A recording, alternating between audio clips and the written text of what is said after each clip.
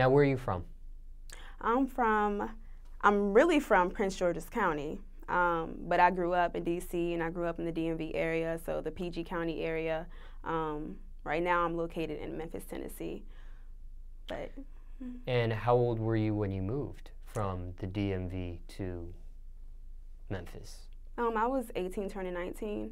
Oh, okay. So yeah, it was just recently. It was like 3 years ago. I came down here for a very stupid reason, but I don't regret it because it's gotten me far from being here, so I really do appreciate it. What was the reason for the move?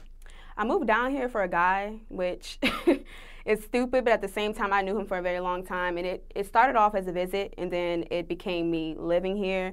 And then a situation happened where, we obviously didn't, wasn't together anymore.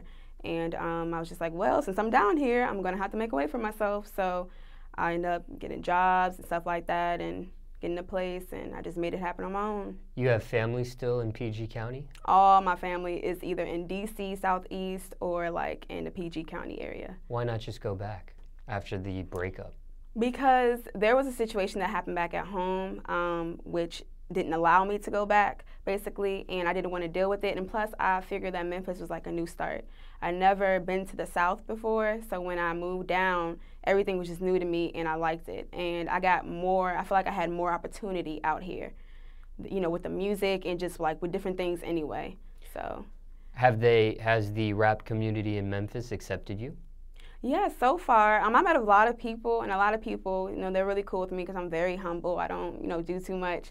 So they like me off of that. And plus, I've reached out to people, and I made songs with certain persons. So it kind of got me out there as well. But before, when I wasn't really so hard on the music in Memphis, and I was just kind of like down here because of him, I kind of just connected with certain people at that time.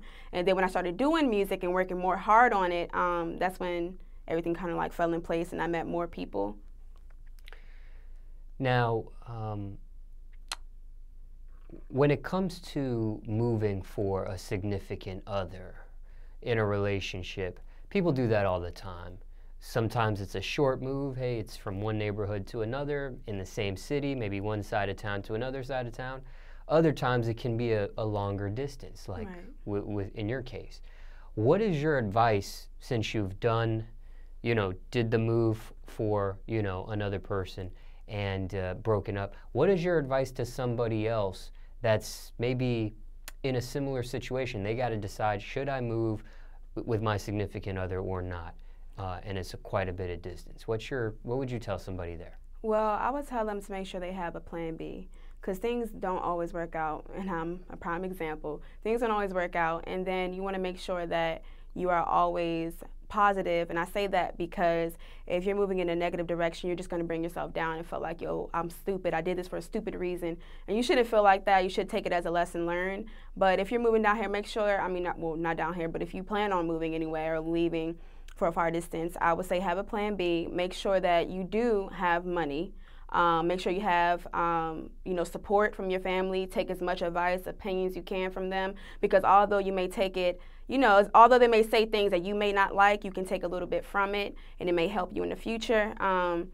Just have a backup plan, definitely, and make sure that you're strong enough to do that, because some people, when they move to a different place and they don't have that strength in them or the confidence to really go along, they kind of just, stop, settle, and kind of go back or whatever they want to do. You can keep on pushing forward. It doesn't matter. You just got to have a right head on your shoulders, and just make sure that, you stay with a backup plan. Did you have a backup plan? I didn't, and that's why I feel like people should have a backup plan. My backup plan, honestly, was to possibly go back home, but with the situation that happened, it prevented me from going, so I couldn't go anymore. But I ended up making it out of here, and I've already, done a lot out here, and I didn't want to start back fresh and new. So I remember my mom telling me, though, when I left, she was like, make sure you have a plan B or whatnot, because originally I wasn't just going to stay down here. It was just like a visit before. So I came down here with like 8 pair of clothing, and like that's it, my ID, and that was it, basically. So I kind of had to start all over down here, and it happened, and I made it work. So I feel like anybody can make it work. You just got to be confident in yourself. You got to make sure that, you actually know what you're doing. You're not just letting time waste or anything like that. So somebody watching this might be wondering, what's so bad that prevents you from going back home? Is that something that you can explain, or is that something you want to just keep to yourself? It's a really touching, like, personal reason, but to kind of put it in a short way, basically the guy I was living with my mother, he had a friend who came out of jail, and when he came out of jail, he was basically trying to do things with me, and I told my mom before I left and everything, and that basically, told her, that basically made her move and not want to be there with that person anymore. So when I had moved here, the guy I was staying with, he said, well, you can always come back, you can always, and I felt like, all right, well, that'll be fine. So when I actually was about to go back because of, him basically kicking me out, she told me that the guy that tried to do something with me was now living there. So I said, I'm not going to have that. I'm not going to deal with it. I'm not going to put up with it, because I just knew that I'm very independent, or I could do a lot of things on my own. I'm very confident. I'm humble, so I can make a lot of things happen on my own. But, I didn't want to go back to that, and I didn't want to, have to deal with that and put my mom through the stress and everything like that. I just left it alone. So your mom, after you had told your mom about the situation between that guy out of jail and her, and you and him, she broke up with that person? Well, or broke it off? It's more so she just left. She just kind of like left the place.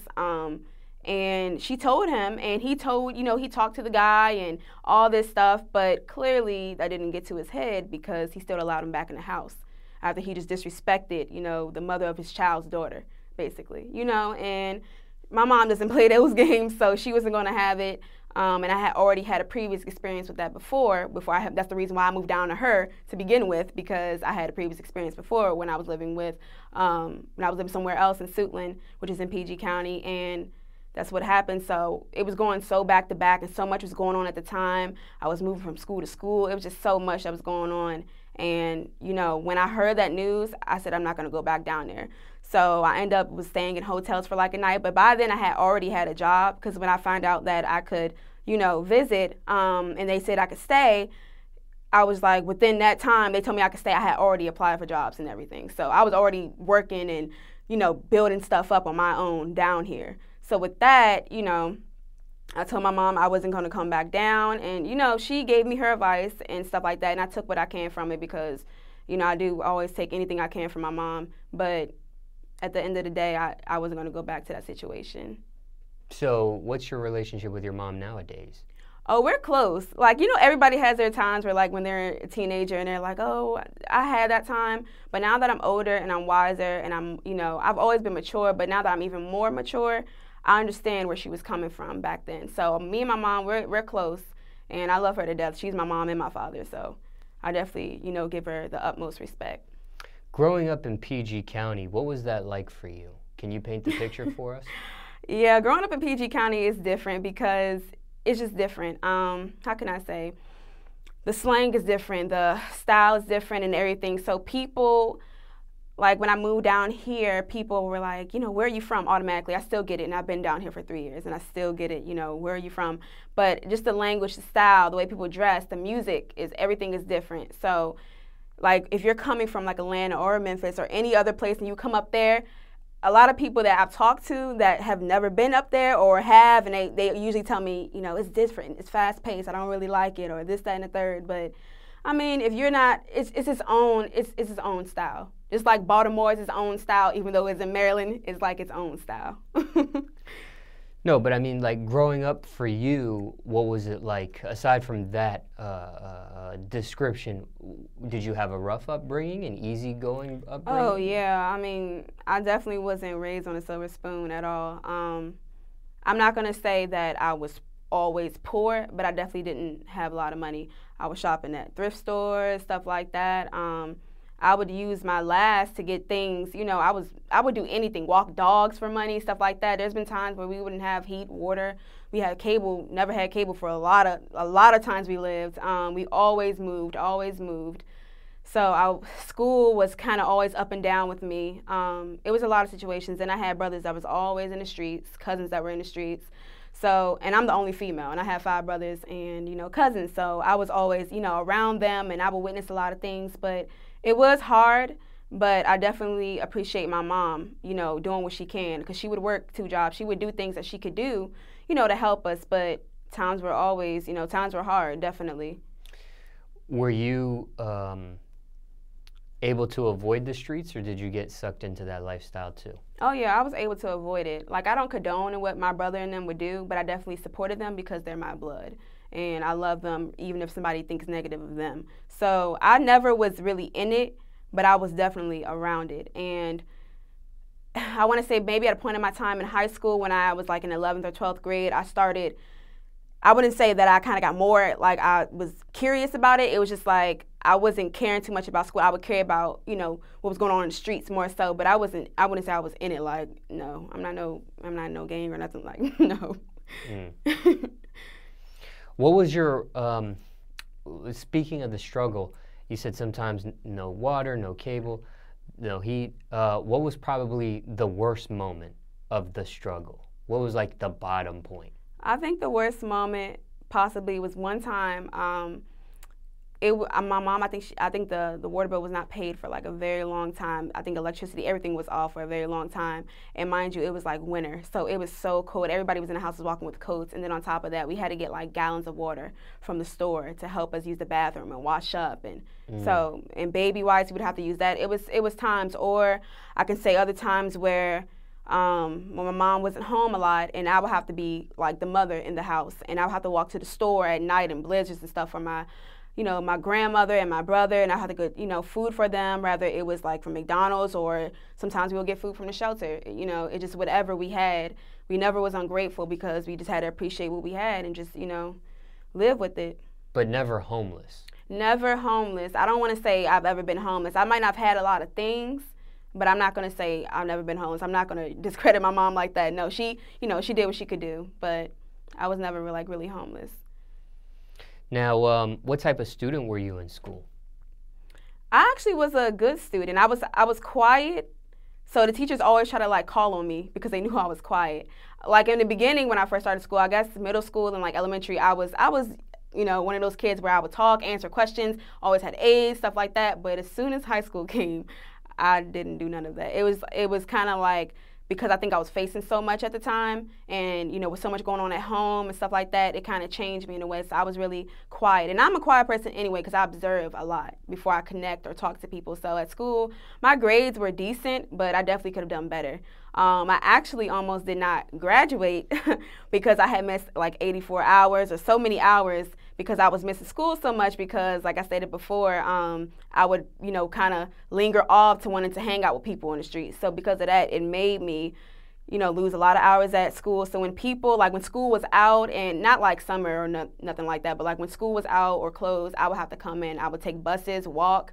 It didn't matter because when I had told my mom that basically, if I don't get these hours, I'm not going to graduate. I remember her telling me on the phone that she'll be disappointed, and that like hurt my heart. So I don't ever want to disappoint my mom. So I was like, I have to do this regardless if that means me waking up early, paying this much for a bus. But, I made it work and I graduated, so. Did you rap in school? Yeah, I would do talent shows. I was always in choir, so I was always in it, musically. But I more so did like singing, which I don't really do too much now, but I also did music in there too. Battled classmates? No, not a lot of people in that school rapped at all. I think I was the only female rapper in that school. So when people would hear me, they would just be like shocked, and they always would tell me, "Oh my God, I didn't know you did this." I'm like, "Yeah." After graduation, did you try college? No, actually, when I graduated, I was living with my aunt at the time, and I was paying rent and stuff like that. And my aunt was like, "Look," because it was her and me and her son, which is my cousin, and she was like, after school, either you're going to go to college or you're going to go somewhere else and leave. I didn't want to go to college because I know I didn't want to go to repeat classes that I necessarily felt like I didn't need or I could learn on my own, basically. I wanted to go for music. So I always told myself if I wanted to go to, college, I want to go for that specific thing. So when I let her know that, she was like, okay, well, I guess that means you're not going to be living here no more. So I ended up I was basically on my own since I was 17, 18, yeah. I see. So at that point, when did music become serious? From that point of not going to college and music being taken serious as a career, when did that happen? How soon after high school was over? I think, well, I've been doing music mostly all my life, but I think I really was hard on it maybe my 11th grade year. That's when I had put out like my first mixtape and everything, and a lot of people had liked that. But the city that, the town I was in, it was just small, so people knew me, but it wasn't like, oh, I'm this big person. So it was nice, but I think I got more on it or even harder on it when I moved down to Memphis.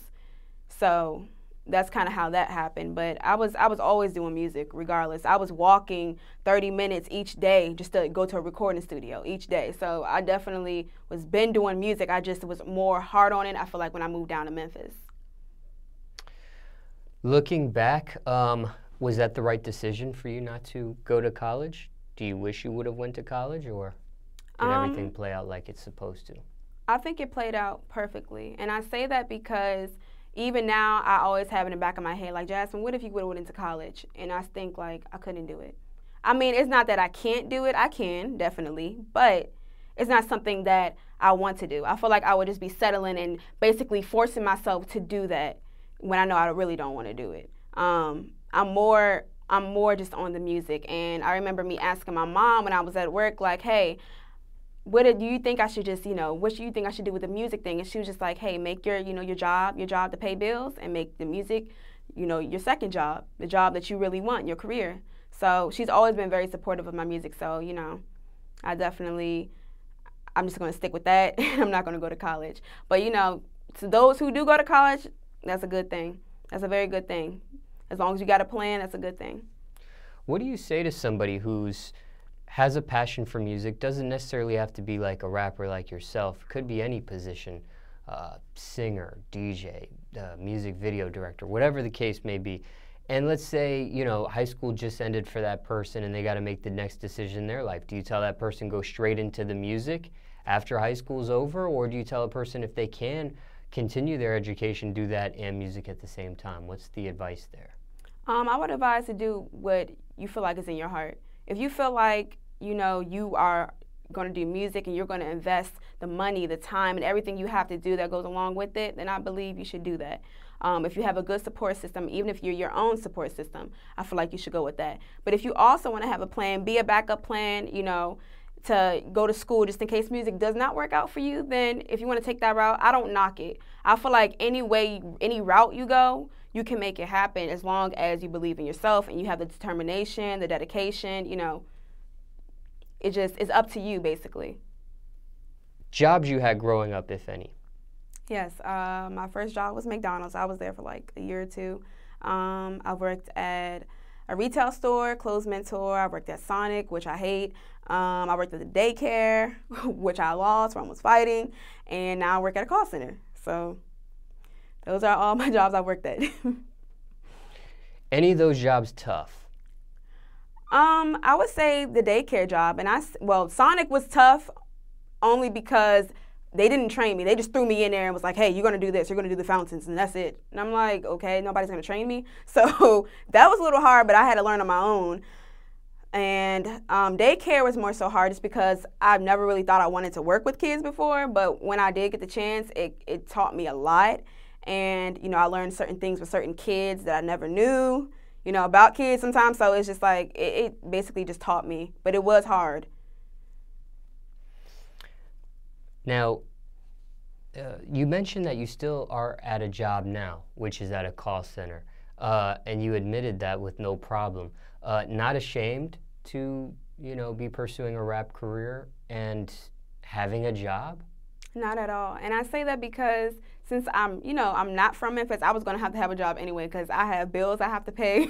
So I'm not getting paid, for music right now. I'm nothing to that. Like, I'm not going to say I'm low key when it comes to the music, but a lot, I'm known for it, but I'm not up to the scale where I'm getting paid to do this. So I have to still work.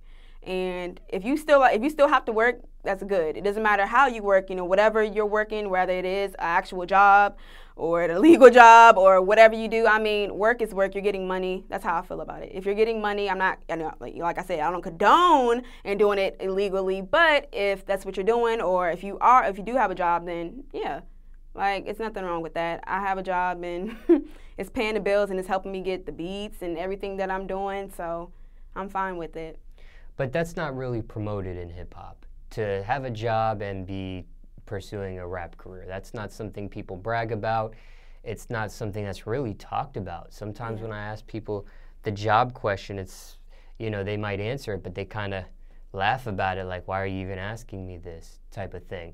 Almost like there's some sort of ashamed or maybe embarrassed feeling. Is that a statement that's fair to say? I can say that, yes, depending on how a person was raised. If you're not me, like I have a support system, not like my family is my support system basically, and my friends that I do have. So with that and just me being confident in what I do, I don't feel like there's nothing wrong with having a job. I'm very humble. Like I'm not somebody who just like, oh, I need this, I need that, and you know, I need to be dressed in this. Like I never felt that way. So when it comes to like me telling people that I have a job, it's like I still work. I still have to wake up this morning, you know, in the morning and go to work, and if I don't, I will get fired, and I can't have that because right now I'm not at a stage where I could just be, you know, I could quit my job and I'll be fine. You know, it's with other people, I feel like, you know, whatever is best for you, whatever route you go, because everybody, you know, to each his own. If you feel like you don't want a job, that's fine, or you want to just do music and make the money off of that, that's fine. Because I know some people, when they make music, they'll sell like shirts and stuff like that and get money off of that. But I honestly, as hard as, you know, crazy as it may sound, I kind of want the struggle because I've always kind of struggled. So it's nothing really new for me. I'm just a very, you know, chill person, and I feel like that's the route I need to go. Me particularly, I just need to go that, you know, route. I can't quit no time soon. Any crazy stories dealing with any of those jobs that you mentioned? Anything that happened out of the norm? Let me see. Maybe at McDonald's. McDonald's, I have crazy experiences. I would have customers throw like money in my face if they were mad, or just like things that I would have to do. Not because I wanted to do it. Like if I could give you free sauce, trust me, I'll just give you some free sauce. But if they're telling me I have to charge you, then that's just what I have to do. So people would get mad about that, curse me out. With daycare, it was so weird because a daycare mom, she had allowed me to like babysit her kid after work because she really liked me as a daycare teacher.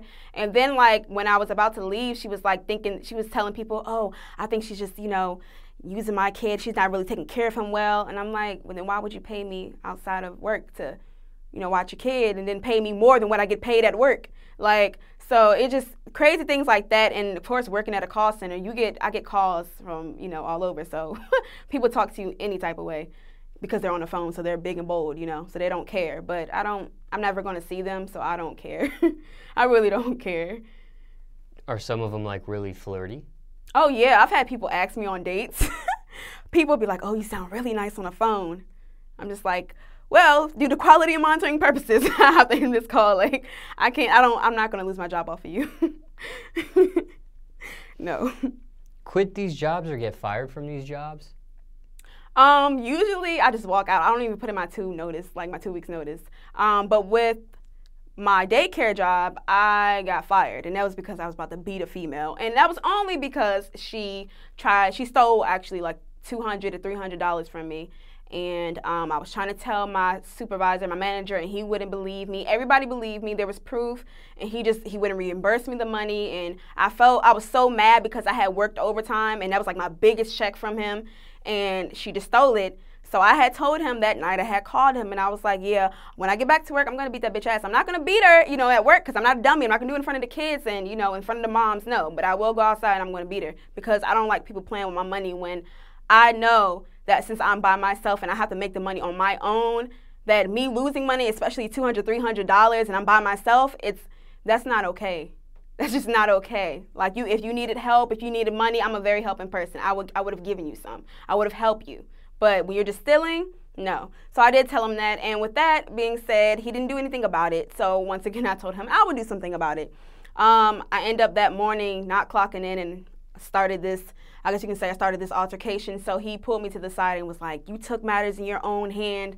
And I'm like, but you didn't reimburse me. You reimbursed everybody else who, you know, got money taken from them, but you didn't do it to me. So I felt like that was just unfair. So I didn't care. And by then I had already had the call center job telling me that I got it. So I didn't care.